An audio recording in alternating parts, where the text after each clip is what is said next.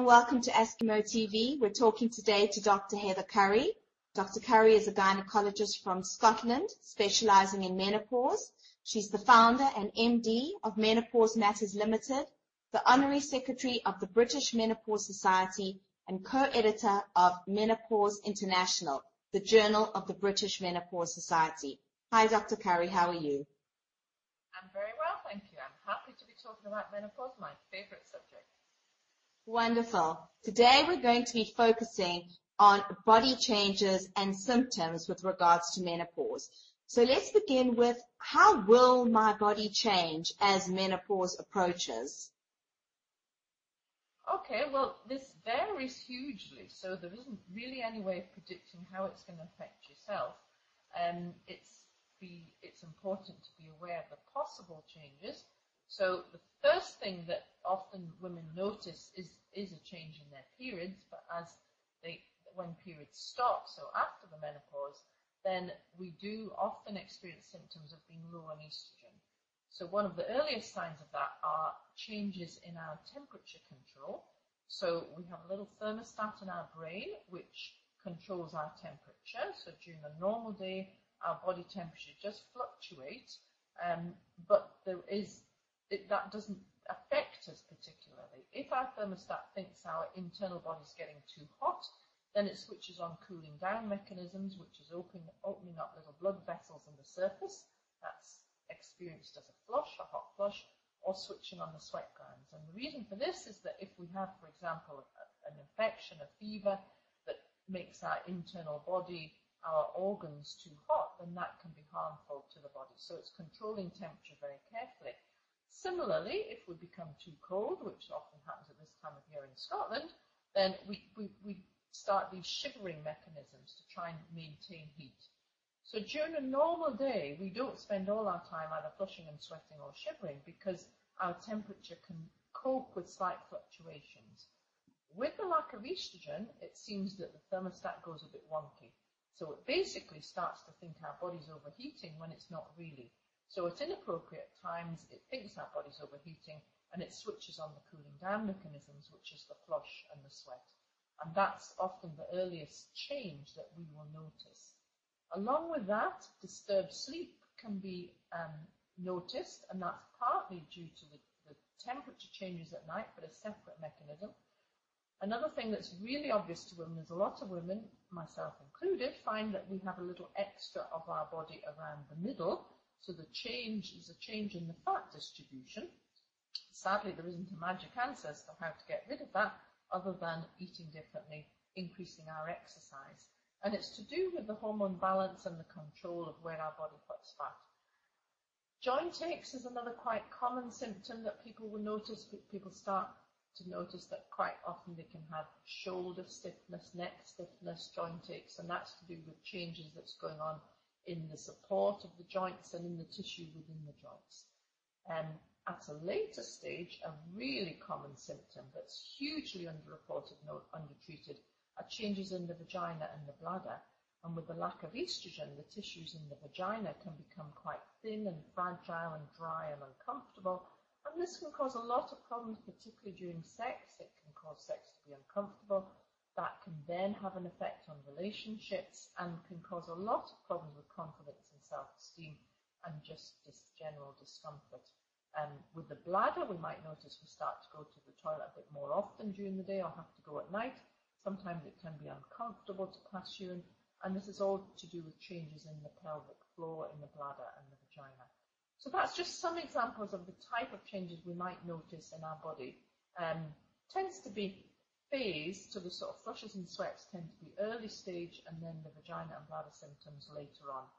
But the other later effect that happens in our body is changes in our heart, in our circulation, in our heart risk, and also in our bones with a risk of osteoporosis. So these are not things that we would notice, but things that we should be aware of that can happen.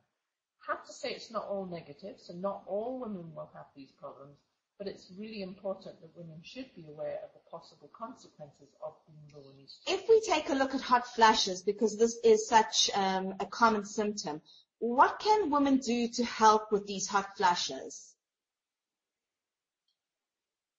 Okay, so there are simple things that we can do. So, for example, wearing layers of thin clothing, so we can take a layer off rather than thick woolly jumpers, for example. Looking at our diet and lifestyle, so if we're overweight, we tend to have more flushes. If we smoke, we tend to have more flushes. If we drink excess alcohol or caffeine, that can also worsen flushes. So dealing with these issues can be really important to reduce the symptoms. Some women would use a lighter duvet at night. Some people use a fan that can keep them cooler. So there's lots of simple things that they can do that can help the symptoms. Some women do have severe flushes and sweats, and although it may not sound like a life-threatening condition, it may not sound like something really serious, it can cause huge embarrassment and disturb sleep, which can have a big effect on quality of life. So the specific treatments that can help flushes and sweats, for example, hormone replacement therapy. So we believe that the symptoms of the menopause are due to being low in estrogen. So the idea of HRT is that it gives the estrogen back. So that is the most effective treatment that we have for dealing with the hot flushes and sweats, and usually is the main reason that women would consider the use of HRT. Some women will consider alternative treatments that may be helpful for some women, such as the isoflavones, the phytoestrogens, black cohosh, herbal remedies, etc. And there are some prescribed non-hormonal medications that can be helpful. So, for example, women who had breast cancer, for whom it would be very difficult to consider using hormone replacement therapy if they've had a hormone-sensitive cancer, then there are other medications that we know can reduce flushes by interacting with the way the thermostat works. So there are lots of options, and we can't give a blanket approach. It's really important for women to have an individual discussion and gather information themselves so they can make an Dr. Currie, does menopause cause moodiness and depression? It's a very good question. There are some effects of the lack of estrogen on mood, and a lot of women do notice low mood.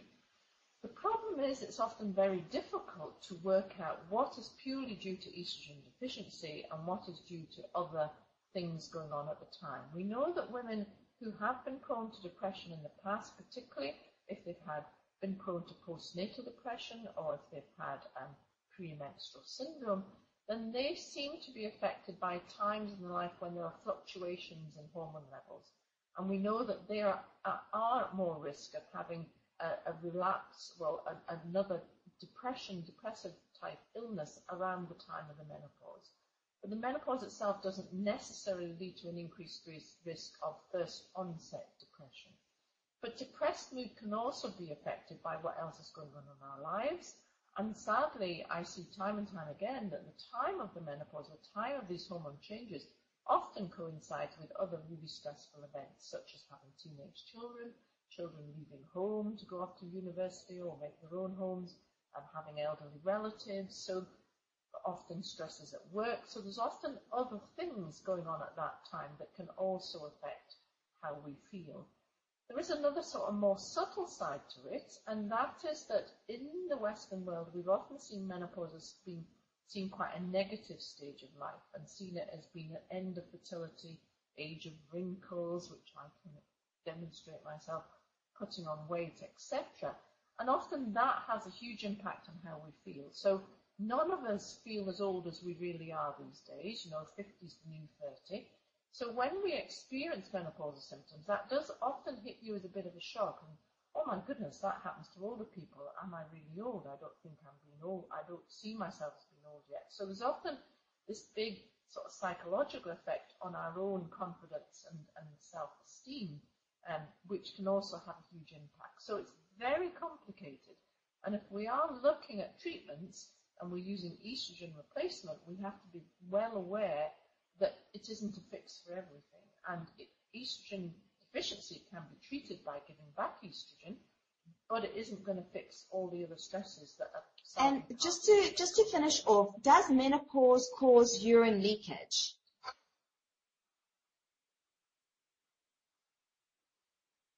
Menopause can have a specific effect on the bladder function. So when we lose estrogen, low estrogen levels have a particular effect on the pelvic floor and on the urogenital tract, so on the vagina and the bladder. So stress incontinence is the leakage of urine when we cough or sneeze. Although it's not purely due to estrogen deficiency, many women will time the onset of the stress incontinence to around about the time of the menopause. And we know that bladder function itself is affected. Another type of incontinence is urge incontinence, which is the type of incontinence whereby when we feel we need to go to the toilet, if we don't go immediately, then we can have leakage. And there is an element of estrogen deficiency have an effect on that part of the bladder function. If women purely have bladder or urinary or vaginal symptoms, then they can use vaginal estrogen. So they won't necessarily need to use HRT, which is putting estrogen back through the whole body. There are very effective roles for vaginal estrogen, which can have a big effect on improving bladder function, and that can be carried out along with bladder training, pelvic floor exercises, looking at our diet and lifestyle, perhaps cutting down caffeine and other things that may irritate the bladder, etc. So it's a whole package really, but certainly there is an element of estrogen deficiency. Thank you, Dr. Currie. Thank you so much for talking to me today.